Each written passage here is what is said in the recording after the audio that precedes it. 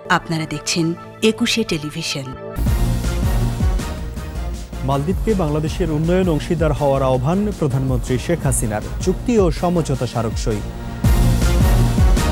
কক্সবাজারের স্বামী সন্তান জিম্মি করে গৃহবধূকে সংঘবদ্ধ ধর্ষণ, হোটেল ম্যানেজার আটক, 3 ধর্ষক শনাক্ত। এ মাসে স্কুলে পৌঁছাবে 95% বই। পরিস্থিতি বিবেচনা করে মার্চের পর পূর্ণাঙ্গ শিক্ষা কার্যক্রম।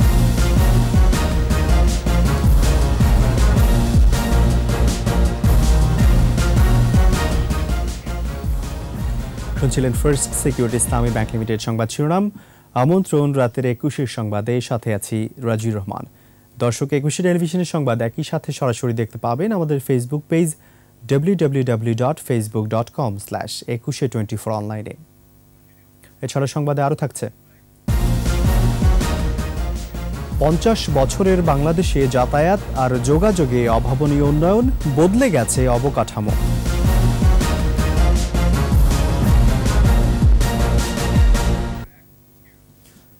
পারস্পরিক স্বার্থে আগামী 50 বছরের অভিযাত্রায় মালদ্বীপকে বিনিয়োগের মাধ্যমে বাংলাদেশের উন্নয়ন অংশীদার হওয়ার আহ্বান জানিয়েছেন প্রধানমন্ত্রী শেখ হাসিনা। দেশটির পার্লামেন্টে দেয়া ভাষণে এই আহ্বান জানান তিনি। এর আগে দুই দেশের দ্বিপাক্ষিক সম্পর্ক নতুন উচ্চতায় নিতে দ্বৈত কর পরিহার, স্বাস্থ্য খাতে 2 সমঝোতা স্মারক ও একটি চুক্তি সই হয়। বিস্তারিত প্রণব চক্রবর্তীর রিপোর্টে। 6 দিনের সফরের দ্বিতীয় দিন বিকেলে মালদ্বীপের সংসদ ভবন পরিদর্শন করেন প্রধানমন্ত্রী শেখ হাসিনা। বৈঠক করেন সে দেশের স্পিকার মোহাম্মদ নাশিদের সাথে। পার্লামেন্টে দেয়া ভাষণে প্রধানমন্ত্রী বলেন, টানা ক্ষমতায় থাকায় দীর্ঘ 1 দশকে বাংলাদেশকে উন্নয়নশীল দেশের কাতারে নেয়া বড় অর্জন। Development brings its own challenges. To cope with the situation that we will face after the withdrawal of the benefits we used to enjoy as the LDC, our focus will be on diversifying the economy and exploring new markets. We are also striving to transform into a technology-driven society and innovation-led growth with a vision of digital Bangladesh. এ সময় পারস্পরিক স্বার্থে সমৃদ্ধির জন্য মালদ্বীপকে বাংলাদেশে বিনিয়োগের আহ্বান জানান প্রধানমন্ত্রী। We hope Bangladesh and Maldives would tap the complementarities. I also hope that our warm and friendly relations will further be consolidated. Bangladesh is thriving with possibilities and potentials. I call upon both the government and private sector of the Maldives to be a partner in the development journey in the next 50 years for mutual benefit. এর আগে সকালে সাগর পাড়ে 1 নম্বর জেটিতে পৌঁছালে প্রধানমন্ত্রী শেখ হাসিনাকে স্বাগত জানান দেশটির রাষ্ট্রপতি ইব্রাহিম মোহাম্মদ সোলি। দেয়া হয় লাল গালিচা সংবর্ধনা। গার্ড অব অনার প্রদান করে একটি চৌকস দল। রাষ্ট্রপতির দপ্তরে ইব্রাহিম মোহাম্মদ সোলির সাথে দ্বিপক্ষীয় বৈঠক করেন প্রধানমন্ত্রী শেখ হাসিনা। এ সময় দ্বৈত কর পরিহার চুক্তি সহ বাংলাদেশ ও মালদ্বীপের মধ্যে স্বাস্থ্যসেবা সহযোগিতা এবং বিশেষজ্ঞ চিকিৎসক পাঠানোর সমঝোতা স্মারকের মেয়াদ বাড়ানো এবং উভয় দেশের যুব ও ক্রীড়া উন্নয়নে সহযোগিতার সমঝোতা স্মারক সই হয়। পরে সংবাদ সম্মেলনে মালদ্বীপের রাষ্ট্রপতি জানান, বাংলাদেশের সাথে বাণিজ্য বৃদ্ধি করতে চায় তার দেশ। The Maldives and Bangladesh enjoy traditionally and historically close relationship. বক্তব্যে রোহিঙ্গা প্রত্যাবাসনে সহায়তা প্রত্যাশা করেন প্রধানমন্ত্রী। এছাড়া শিক্ষা, স্বাস্থ্য সহ বাণিজ্য খাতে পারস্পরিক সহযোগিতার অঙ্গীকার করেন তিনি।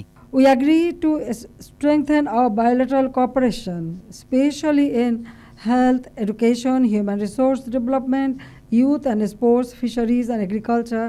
Bangladesh would be able to supply many quality products to the Maldives at a competitive price. মালদ্বীপের সাথে সমুদ্র পথে যোগাযোগ স্থাপনে 2 দেশ বিবেচনা করছে বলেও জানান প্রধানমন্ত্রী। We hope that with direct flights, people-to-people contacts and exchange of tourism cooperation will be increased. We also reviewed the possibility of establishing a direct shipping line. বন্ধুত্বের প্রতীক হিসেবে মালদ্বীপকে 13টি সামরিক যান উপহার দিয়েছে বাংলাদেশ। প্রণব চক্রবর্তী, 21 টেলিভিশন। কক্সবাজারে স্বামী সন্তান নিয়ে বেড়াতে এসে 2 দফায় সংঘবদ্ধ ধর্ষণের শিকার হয়েছেন এক গৃহবধূ। তাকে উদ্ধার করে সদর হাসপাতালের ওয়ান স্টপ ক্রাইসিস সেন্টারে পাঠানো হয়েছে।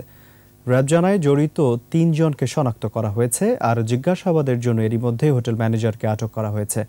এদিকে এই ঘটনায় 4 জনের নাম উল্লেখ সহ 7 জনের বিরুদ্ধে সদর থানায় মামলা করেছেন গৃহবধূর স্বামী। কক্সবাজার প্রতিনিধি আব্দুল আজিজের রিপোর্ট জানাচ্ছেন মাসুম আলিসা। বুধবার সন্ধ্যায় কক্সবাজার সমুদ্র সৈকতের কাছে এক মার্কেটের ভিড়ে সংঘবদ্ধ দুর্বৃত্তদের সাথে ধাক্কা লাগে বেড়াতে আসা গৃহবধূর স্বামীর। এ সময় তাদের কাছে ক্ষমাও চান এই দম্পতি, তবে কৌশলে তাদের সাথে ঝগড়া বাঁধিয়ে দেয় দুর্বৃত্তরা। এক পর্যায়ে ধাক্কাধাক্কি করে স্ত্রীর কাছ থেকে স্বামী ও সন্তানকে আলাদা করে ফেলে চক্রটি। পর্যটন গলফ মাঠের সামনে থেকে স্বামী ও 8 মাসের সন্তানকে একটি অটোরিকশা ও গৃহবধূকে আরেকটি অটোরিকশায় তুলে নেয় 3 যুবক। নিয়ে যায় শহরের একটি নির্জন স্থানে এবং ধর্ষণ করে গৃহবধূকে। আর আমি এটা বিশ্বাস করতে বাধ্য, কারণ লোক 2 জন ওইখানে ছিল। এরপর জিয়া গেস্ট ইন নামে একটি হোটেলে নিয়ে এসে গৃহবধূর স্বামী ও সন্তানকে মেরে ফেলার হুমকি দিয়ে দ্বিতীয় দফা সংঘবদ্ধ ধর্ষণ করে।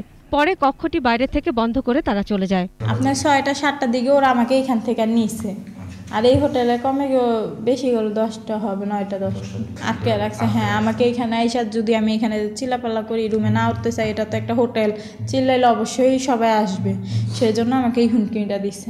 খবর পেয়ে দ্রুত র্যাবের একটি দল এসে হোটেল রুম থেকে গৃহবধূকে উদ্ধার করে। র্যাব জানায় ধর্ষকদের সবাইকে চিহ্নিত করা সম্ভব হয়েছে। অপহরণ করে স্থানীয় একটি গেস্ট হাউসে নিয়ে যায়, নিয়ে গিয়ে তাকে হুমকি থামকি দেয় যে তার স্বামী এবং 8 মাসের সন্তান তাদের কবজায় আছে এবং ওই ভদ্রমহিলা তাদের কথা মতো কাজ না করলে পরে তার স্বামী সন্তানকে হত্যা করবে। এই হুমকি দিয়ে তাকে তারা উপর্যুপরি ধর্ষণ করে। এই ঘটনার প্রেক্ষিতে মামলা রুজু করা হচ্ছে, আইনানুগ ব্যবস্থা গ্রহণ করা হচ্ছে। আর হোটেল কর্তৃপক্ষ বলছে ধর্ষণকারীরা এক নারীকে নিয়ে এসে আশিক ও সাথী নামে স্বামী স্ত্রীর পরিচয় দিয়ে রুম ভাড়া নেয়। 2 ঘন্টা পর রুম ছেড়ে দিয়ে চলে যায়। মিনিট 50 তারা রুমে অবস্থান করে, অবস্থান করার পরে তারা 2 জন একসাথে বেরিয়ে যায়। এই তাদের আগমন, পরিগমন, অবস্থান এটা সিসিটিভিতে ধারণ আছে। এদিকে ধর্ষক 3 জনের মধ্যে আরিফুল ইসলাম আশিক নামে একজনের পরিচয় পাওয়া গেছে, অন্যদের পরিচয় এখনো পাওয়া যায়নি। নির্যাতিতা গৃহবধূকে কক্সবাজার সদর হাসপাতালের ওয়ান স্টপ ক্রাইসিস সেন্টারে পাঠানো হয়েছে। মাসুম আলিসা, 21 টেলিভিশন। বান্দরবানের লামার রূপসী পাড়ায় প্রবাসীর স্ত্রীকে সংঘবদ্ধ ধর্ষণের অভিযোগ উঠেছে।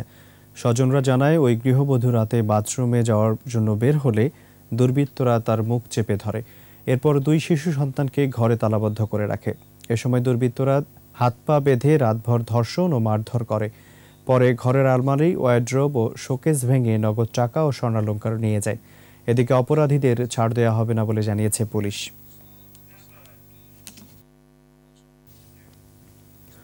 চলতি মাসের মধ্যে স্কুলে পৌঁছে যাবে 95% পাঠ্যপুস্তক। একথা জানিয়েছেন শিক্ষামন্ত্রী ডাক্তার দীপু মনি।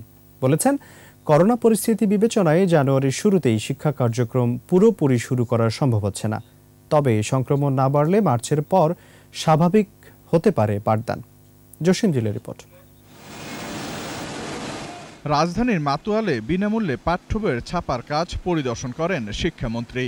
আমাদের 158টি প্রেসে মাধ্যমিকের কাজ চলছে আর 42টি প্রেসে প্রাথমিকের কাজ চলছে। পরে বলেন, করোনা ভাইরাসের কারণে এবারও বই উৎসব হবে না, তবে শ্রেণী অনুযায়ী বছরের প্রথম দিন থেকেই সবাইকে বই দেওয়া হবে। এবছরও আমরা করোনা অতিমারির কারণে বই উৎসব আমরা করতে পারবো না। আমরা স্বাস্থ্যবিধি মেনে শিক্ষার্থীদেরকে ধাপে ধাপে আমরা সব বইগুলো দেব। আমাদের 95% বেশি বই পৌঁছে যাবে 31 তারিখের আগে। শিক্ষামন্ত্রী বলেন, ওমিক্রন নিয়ে কিছুটা চিন্তায় আছে সরকার, তাই এখনই পুরোদমে স্কুল শুরু করার কথা ভাবা হচ্ছে না। অতিমারির কারণে আমাদের অনেক কাজই কিন্তু কিছুটা তো আমাদের সমস্যা হয়েছে, তো তার মধ্যেও আমরা আমাদের সর্বাত্মক চেষ্টা করেছি। তারপরেও যদি কোনো ভুল বের হয় আমরা অবশ্যই তার সংশোধন করব। সব দিক বিবেচনা করে পুরোদমে শিক্ষা কার্যক্রম চালু করার সিদ্ধান্ত পরে নেওয়া হবে বলেও জানান শিক্ষামন্ত্রী। জসিম জুয়েল, 21 টেলিভিশন, ঢাকা। এবার আমাদের বিশেষ আয়োজন বাংলাদেশের 50।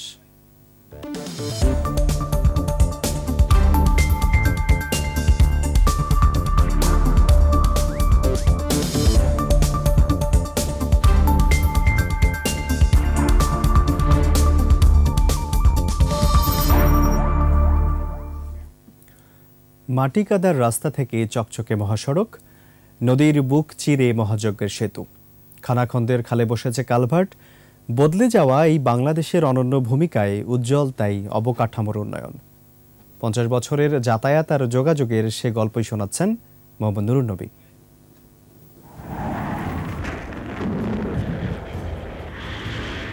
৭১-এ ধ্বংস হয়েছিল এদেশের যোগাযোগ ব্যবস্থা।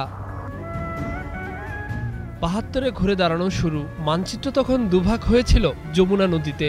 পশ্চিমের সঙ্গে পূর্ব প্রান্ত যোগ করতে উত্তাল যমুনার বুকে সেতু বানানোর উদ্যোগ নিয়েছিলেন জাতির পিতা। সে স্বপ্ন বাস্তবায়ন হলো কন্যা শেখ হাসিনাতে। পদ্মা, মেঘনা, যমুনা দিয়ে দেশটা দ্বিখণ্ডিত, ডাইরেক্ট কানেক্টিভিটি নাই। এটা দেশের অখণ্ডতার জন্যও কিন্তু দরকার ছিল। উত্তরবঙ্গের জনপদে যেই অবকাঠামো উন্নয়নটা হয় তার ফলে কিন্তু এখানে আজকে মঙ্গা আমরা দেখতে পাই না। সুবর্ণ জয়ন্তীতে বাঙালি উপহার পেতে যাচ্ছে আরেক সেতুবন্ধন পদ্মা, যাতে উত্তরের সঙ্গে দক্ষিণ আর পূর্ব পশ্চিম মিলবে এক বলয়ে। টেকনাফ থেকে তেতুলিয়া কিংবা রূপসা থেকে পাথুরিয়া যেসব রাস্তা একসময় ছিল ধুলোয় ধূসর, তার বুকে বসেছে চকচকে পিচের স্তর। গ্রাম মিশেছে উপজেলার আঞ্চলিক সড়কে, আর থানার সঙ্গে জেলা সদরের তৈরি হয়েছে অতি উন্নত সংযোগ। বড় কিংবা ছোট নদীর বুকে বেঁধেছে সেতুবন্ধন। অবকাঠামো পাল্টে দিয়েছে আঞ্চলিক করিডোরের চিত্র। ঢাকা থেকে ফরিদপুরের ভাঙ্গা মোড় পর্যন্ত এক্সপ্রেসওয়ে সমৃদ্ধ বাংলাদেশের অনন্য এক ছবি। রাজধানীতে পরীক্ষামূলকভাবে শুরু হয়েছে প্রথম ইলেকট্রিক ট্রেন। আগামী বছর চালু হতে যাওয়া এই মেট্রো রেল এমআরটি লাইন 6 রাজধানীবাসীকে ভিন্ন এক ঢাকা উপহার দেবে। এমন আরও 5টি লাইন ও পাতাল রেল মেট্রো তৈরির সমীক্ষাও চলমান। চট্টগ্রামের কর্ণফুলী নদীর তলদেশে টানেল নির্মাণের কাজ প্রায় শেষ।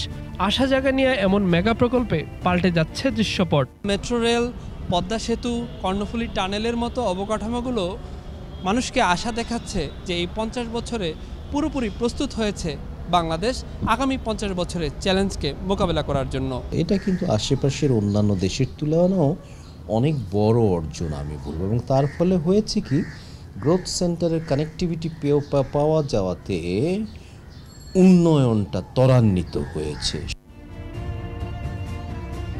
রেলের নেটওয়ার্ক ছুতে যাচ্ছে আরও কটি জেলা, বসানো হচ্ছে নতুন নতুন লাইন।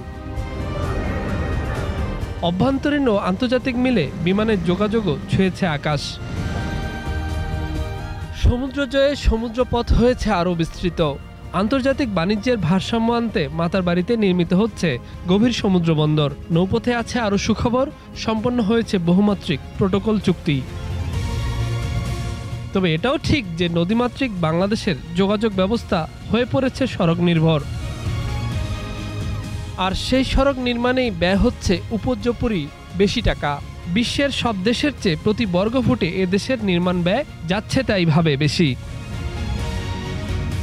রাস্তার কাজে আছে ব্যাপক দুর্নীতি আর অনিয়ম।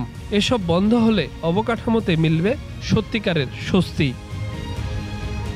এই সবগুলি ডেফিনেটলি সুখবর দেয় যে ইনফ্রাস্ট্রাকচারে আমরা কিন্তু আয়োজনটা দেরিতে হলেও ভালোভাবে যাচ্ছি।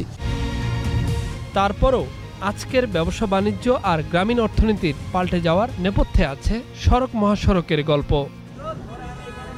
মোহাম্মদ নুরুন নবী, 21 টেলিভিশন, ঢাকা। নিচে সংবাদ বিরতি, যখন ফিরছি তখন অন্যান্য খবরের সঙ্গে আরও থাকবে। কৃষি উৎপাদন খরচ বাড়ায় ডিজেলের দাম কমানোর পরামর্শ সিপিডির, গ্যাস বিদ্যুৎ সারের মূল্যবৃদ্ধির আশঙ্কা। খবর আমন্ত্রণ রাতের 21 সংবাদে। কৃষি উৎপাদন খরচ বেড়ে যাওয়ায় ডিজেলের দাম কমানোর পরামর্শ দিয়েছে Centre for Policy Dialogue CPD. চালের বাৎসরিক চাহিদা পুনরায় নিরূপণ করা জরুরি বলেও মত সংস্থাটির। এছাড়া ভর্তুকি বেড়ে যাওয়ায় ভবিষ্যতে গ্যাস বিদ্যুৎ ও সারের মূল্যবৃদ্ধির আশঙ্কা করছে সিপিডি। মেহেদী হাসানের রিপোর্ট। দেশের অর্থনীতির গতি প্রকৃতি নিয়ে সেন্টার ফর পলিসি ডায়ালগ সিপিডির এই সংবাদ সম্মেলন। সংস্থাটি বলছে রপ্তানি আয় ইতিবাচক হলেও আমদানি ব্যয় বৃদ্ধি এবং রেমিটেন্সের নিম্নগতির কারণে বৈদেশিক লেনদেনের ভারসাম্য নেতিবাচক। এক্সচেঞ্জ রেট সেটার উপরে একটা চাপ পড়ছে। পাশাপাশি কর আদায়ে 16% প্রবৃদ্ধি হলেও তার লক্ষ্যমাত্রার চেয়ে কম। মূল্যস্ফীতির চাপ বেড়েছে, ব্যক্তিখাতে বিনিয়োগের স্থবিরতা কাটেনি। সিপিডির আশঙ্কা, সার, বিদ্যুৎ ও গ্যাসের ভর্তুকি চাপ বাড়ায় ভবিষ্যতে এসবের মূল্যবৃদ্ধির বিষয়টি সামনে চলে আসতে পারে। কৃষি উৎপাদন সহ চাল ও পণ্যমূল্য বাড়ার পেছনে স্থানীয় বাজারে ডিজেলের দাম বাড়ানোকে দায়ী করছে সংস্থাটি। আমাদের কৃষি উৎপাদনের জন্য এই যে ডিজেলের দাম, সেই দামের ক্ষেত্রে দাম নিম্নমুখী অ্যাডজাস্টমেন্ট করতে হবে। ফিসক্যাল স্পেস ক্রিয়েট করাটা ক্রমান্বয়ে কিন্তু কঠিন হয়ে যাবে এবং এই মধ্যমেয়াদী চ্যালেঞ্জটা আমাদের কিন্তু পলিসি মেকারদেরকে বুঝতে হবে। যেটা বললাম যে সার গ্যাসের এখন দামের প্রশ্নটা চলে আসবে, যেহেতু আন্তর্জাতিক বাজারে প্রায় ডাবল হয়ে গেছে সারের দাম। অর্থবছরের প্রথম 6 মাসের অর্থনীতি পর্যালোচনায় সরকারের আর্থিক সক্ষমতা ও অর্থনৈতিক পুনরুদ্ধারের বিষয়গুলো উঠে আসে। ফিসক্যাল স্পেস কমার সাথে সাথে ইনস্টিটিউশনাল স্পেস যদি আমরা বাড়াতে না পারি, দক্ষতা বাড়াতে না পারি, তাহলে অর্থনৈতিক ব্যবস্থাপনা একটা বড় ঝুঁকির মধ্যে পড়বে। আমাদের এই পুনরুদ্ধার প্রক্রিয়াটা কিন্তু যথেষ্ট মাত্রায় টেকসই হচ্ছে না, এবং তার একটা কারণ হলো যে সমস্ত খাতগুলো আমরা এখানে আজকে আলোচনায় এনেছি, সামষ্টিক অর্থনীতি, মূল্যস্ফীতি, পুঁজিবাজার, এক্সটার্নাল সেক্টর, বহিস্থ খাত, এর প্রত্যেকটি জায়গায় কিন্তু কোভিড পূর্ব সময়কাল থেকে বিভিন্ন রকমের দুর্বলতা ছিল। পুঁজিবাজার পরিস্থিতির কিছুটা উন্নতি হলেও সুশাসনের ঘাটতি এখনো রয়ে গেছে বলেই মত সিপিডির। মেহেদী হাসান, একুশে টেলিভিশন, ঢাকা। বিজয়ের মাসে বিশেষ আয়োজন, জনযুদ্ধের মুক্তিযোদ্ধা।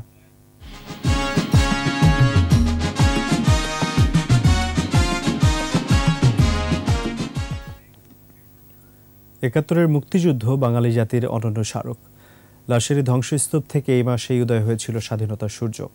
আগুন ঝরা সেসব দিন রাত্রির কথা ফেনীর বীর মুক্তিযোদ্ধা শফিকুল বাহার মজুমদার টিপুর কাছ থেকে তুলে এনেছেন আহমদ বাবু।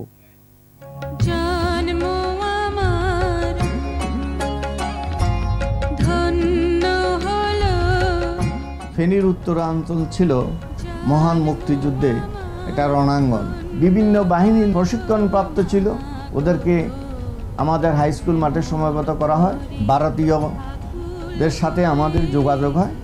যোগাযোগ হওয়ার পরে ওনারা বিভিন্নভাবে আমাদেরকে অস্ত্রশস্ত্র দিয়ে সহযোগিতা করেন। যে কোনো মূল্যে হোক, বিলোনিয়া চেকপোস্ট আমাদের মুক্তিযুদ্ধের সুবিধার্থে, স্বাধীনতার সুবিধার্থে নিয়ন্ত্রণে নেওয়া তখন আমাদের দায়িত্ব হয়ে পড়ে। 92 বিএসএফের কমান্ডিং অফিসার জেএন প্রধান গোপনীয়ভাবে আমাদেরকে অস্ত্রশস্ত্র দিয়ে যুদ্ধ শুরু করে। সেই যুদ্ধে ইপিআরের এই 9 জন পাক সেনা সেদিন সেখানে নিহত হয়।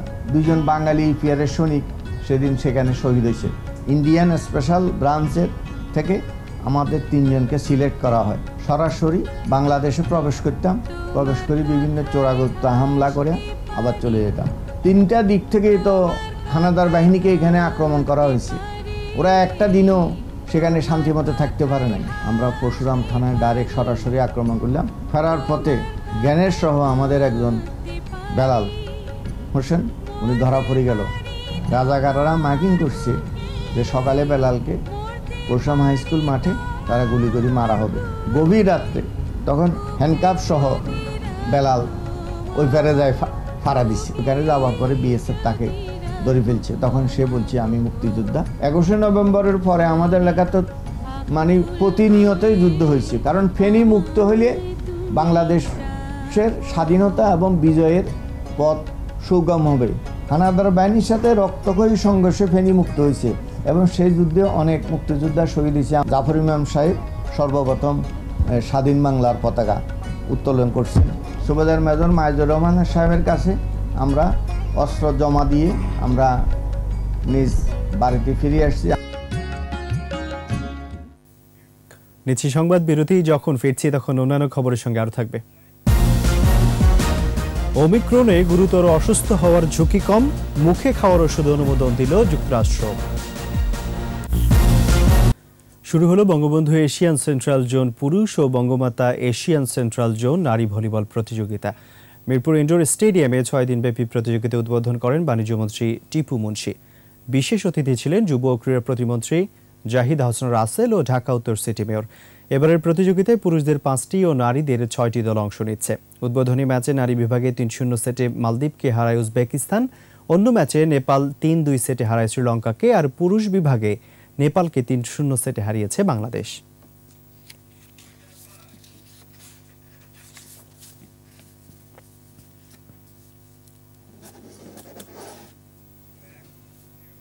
আমাদের বিশেষ আয়োজন বিজয় চিহ্ন।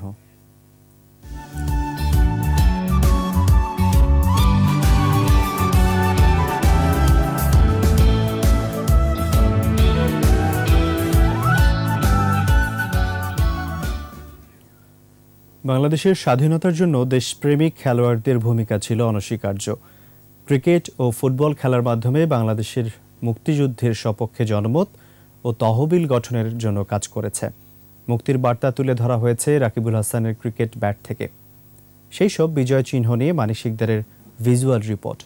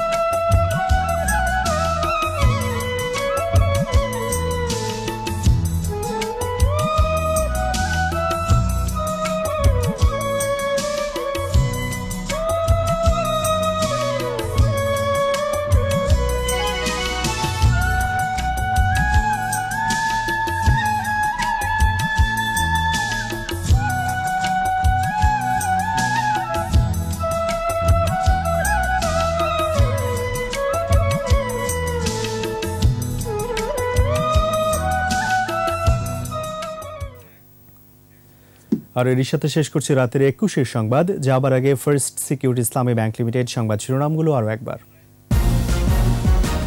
মালদ্বীপকে বাংলাদেশের উন্নয়ন অংশীদার হওয়ার আহ্বান প্রধানমন্ত্রী শেখ হাসিনার, চুক্তি ও সমঝোতা স্মারক সই। কক্সবাজারে স্বামী সন্তান জিম্মি করে গৃহবধূকে সংঘবদ্ধ ধর্ষণ, হোটেল ম্যানেজার আটক, 3 ধর্ষক শনাক্ত। এ মাসেই স্কুলে পৌঁছাবে 95% বই, পরিস্থিতি বিবেচনা করে মার্চের পর পূর্ণাঙ্গ শিক্ষা কার্যক্রম।